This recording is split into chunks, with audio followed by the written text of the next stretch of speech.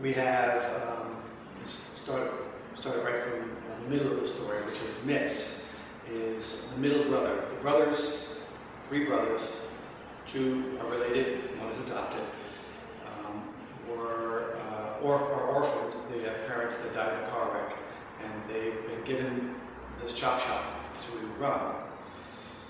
So we have Judy, the oldest brother, Mitz, who is at the center of the story, and he is the one who actually gets his hands on the rare blue pit bull. And then there's Davy Dollars, who's the youngest, and also the Asian, not related brother, who the father adopted years earlier.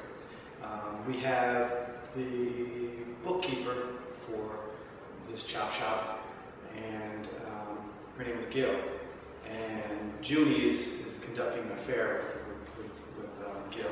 And then we have the estranged uncle, whose name is Uncle Nico, who has sort of a sinister past, and the parents of the brothers have told them, their sons, never to fraternize with Uncle Nico. And so everything sort of starts in this story when Uncle Nico enters the story.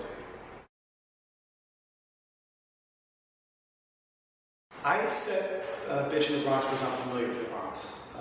It's something, you know, I write a lot of stories, you know, that take place in the Bronx, and I think it's because my childhood took place in the Bronx, and it's the most colorful part of my life, I think.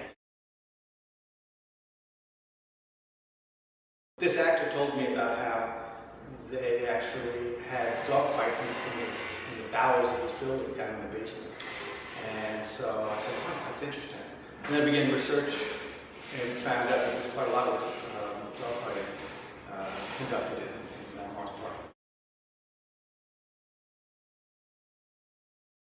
You know, I have not been to a dogfight, but I got very close to it. You know, I asked around, and I met some people that actually did fight dogs, and I probably shouldn't admit this, but I do know somebody who is in our police force in some form, who told me a little bit about it and gave me lots of details about it, and shared with me some information, you know, about some of the fights that occur in the Ironbound, where, you know, that's where our story culminates. So no, I haven't gone to one, and I don't think I really want to. I'm too much of a dog lover to have to witness something like that. It's not for me. But I find it an interesting subject, you know, regardless.